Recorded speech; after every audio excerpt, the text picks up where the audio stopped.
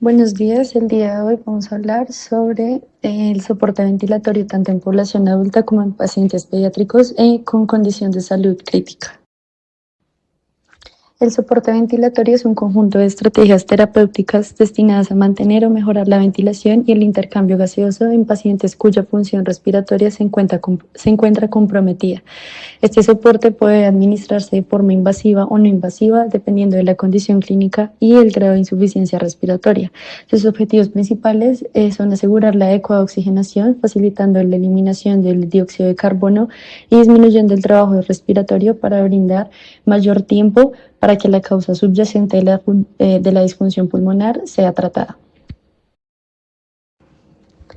Primero vamos a hablar sobre el soporte ventilatorio no invasivo en adultos.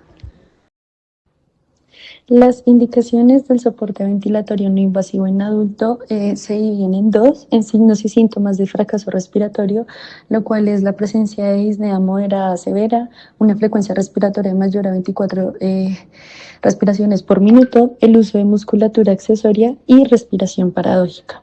Dentro de las alteraciones del intercambio gaseoso se encuentra una presión arterial de CO2 mayor a 45 milímetros de mercurio, un pH menor a 7.35 y una PAFI menor a 200. En cuanto a las contraindicaciones, en las absolutas se encuentra una parada respiratoria establecida o inminente, una comorbilidad grave, una incapacidad de proteger la vía aérea, una obstrucción en vía aérea superior y traqueostomía. En las relativas se encuentran las hemorragias digestivas altas, cirugía esofágica o gástrica, secreción abundante, agitación intensa o falta de colaboración del paciente. Ahora hablaremos sobre las modalidades de soporte ventilatorio no invasivo. Primero se encuentra la modalidad BiPAP o presión positiva binivel. Es una forma de soporte ventilatorio no invasivo que suministra dos niveles de presión, una presión inspiratoria IPAP y una presión expiratoria EPAP. El IPAP proporciona un soporte inspiratorio facilitando la entrada de aire y mejorando la oxigenación, mientras que el EPAP actúa de manera similar al PEP al mantener abiertas las vías aéreas durante la expiración y favorecer la ventilación. La diferencia entre ambas presiones determina el grado de soporte ventilatorio, lo que ayuda a reducir el trabajo respiratorio, mejorar la eliminación de CO2 y optimizar la oxigenación del paciente. En conjunto, el BiPAP ofrece un apoyo eficiente y ajustable para pacientes con dificultad respiratoria, manteniendo la estabilidad ventilatoria sin necesidad de intubación. Ahora hablaremos de la modalidad CPAP o presión positiva continua en la vía aérea. Esta es una forma de soporte ventilatorio no invasivo que administra una presión única y constante durante la inspiración y la expiración. Esta presión estable aumenta la capacidad residual funcional al mantener los alvéolos abiertos, lo que reduce el colapso alveolar y mejora significativamente la relación ventilación-perfusión, al optimizar la oxigenación sin generar asistencia expiratoria adicional. El CPAP disminuye el esfuerzo respiratorio y contribuye a una respiración más eficiente. En adultos se emplean presiones entre 5 y 10 centímetros de agua ajustadas según la severidad de la hipoxemia y la tolerancia del paciente. Esta modalidad es especialmente beneficiosa en condiciones como el edema agudo de pulmón, donde ayuda a reclutar alvéolos y reducir la congestión pulmonar. En el síndrome de apnea obstructiva del sueño, en el cual evita el colapso de la vía aérea superior, y en la insuficiencia respiratoria hipoxémica al mejorar la estabilidad alveolar sin necesidad de ventilación mecánica invasiva. En conjunto, el CPAP constituye una herramienta segura, eficaz y ampliamente utilizada para mejorar la función respiratoria en diversos escenarios clínicos. Ahora vamos a hablar sobre la cánula nasal de alto flujo, la cual es un sistema de oxigenoterapia que administra flujos elevados de gas, generalmente entre 4 y 6 litros por minuto, con una fracción inspirada de oxígeno que puede ajustarse entre el 21% hasta el 100%. Este gas se entra calentado entre 31 a 37 grados centígrados y con una humidificación activa, lo que mejora la tolerancia del paciente y protege la mucosa respiratoria.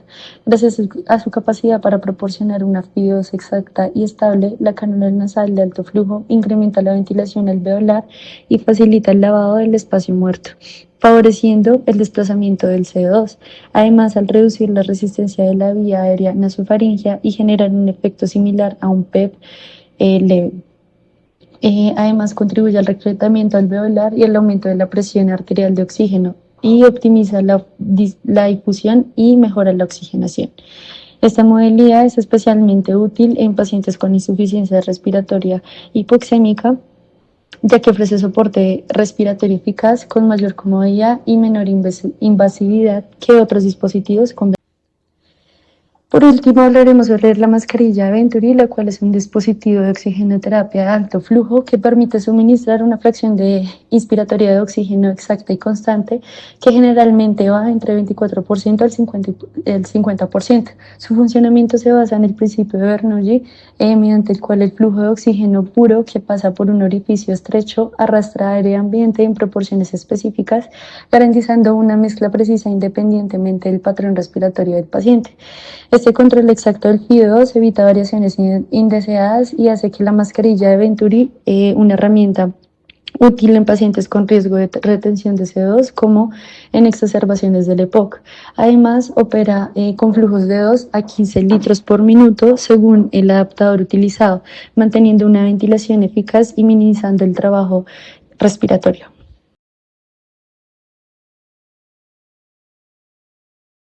En cuanto al soporte ventilatorio invasivo en adulto, encontramos las indicaciones de la incapacidad para proteger la vía aérea en cuanto al nivel de conciencia comprometido, ya que el paciente tiene un deterioro neurológico severo, como un Glasgow menor a 8 o un coma profundo, que esto le impide toser, deglutir o mantener su vía aérea abierta, lo que conlleva un alto riesgo de aspiración de contenido gástrico o secreciones.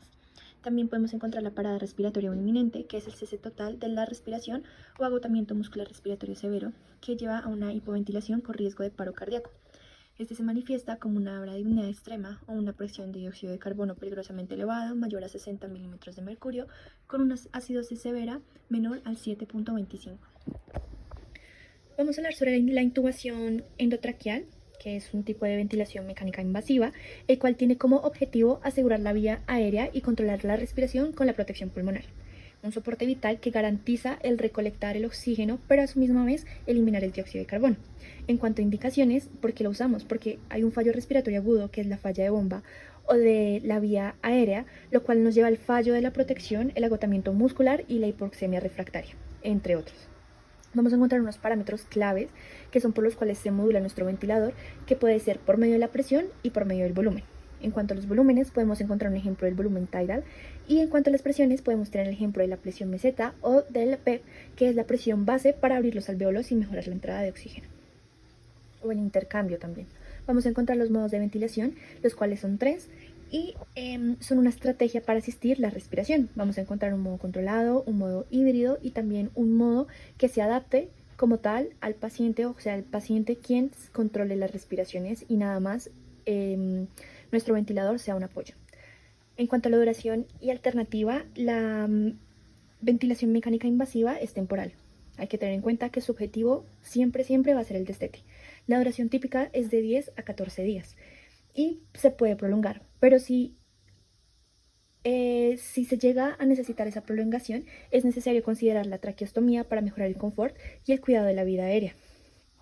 También vamos a encontrar las complicaciones y riesgos, que es el hecho de evitar el daño pulmonar o llevar a una neumonía, ya que si no se da un buen manejo a raíz de los ventiladores se puede crear un barotrauma, que es una lesión por exceso de la presión meseta o el volumen tidal, y se puede también llegar a crear una neumonía por el tubo endotraqueal.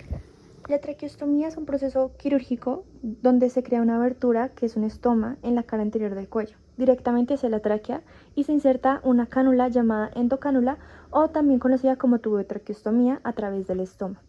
Esto con el fin de establecer una vía aérea artificial más segura y cómoda para el soporte ventilatorio. En cuanto a las indicaciones o el porqué, la traqueostomía se lleva generalmente después de un periodo de intubación endotraqueal, pero también puede ser primaria en dos casos. El primero es la ventilación prolongada, donde esta indicación es la más común, ya que se considera, si se anticipa que el paciente va a requerir una ventilación mecánica invasiva por más de 10 a 21 días, que es, según el protocolo institucional, pasa a hacer uso de la traqueostomía. ¿Por qué? Porque reduce el daño de la laringe y las cuerdas vocales asociado a la intubación y la prolongación realizada en boca. Y por otro lado, obstrucción de la vía aérea superior. Esto también porque podemos encontrar que hay algo que está realizando un bloqueo por encima de la tráquea, como un tumor, un traumatismo severo, una estenosis glótica, que no permite que la persona pueda respirar por medio de sus vías aéreas superiores y tengan que realizar una traqueostomía para que pueda tener una mejor ventilación y oxigenación. En cuanto a las ventajas de la traqueostomía, vamos a encontrar un menor daño laríngeo, ya que al ser colocada en el cuello evita la presión y se daña el potencial en las cuerdas vocales. Vamos a encontrar un mayor confort y movilidad, ya que permite una mejor fijación y reduce la necesidad de sedación profunda, facilitando que el paciente esté despierto y colabore durante su proceso de rehabilitación. Facilita el destete, ya que el paciente puede comer en algunas ocasiones y hablar con las válvulas fonadoras, lo que facilita la rehabilitación y la transición del destete.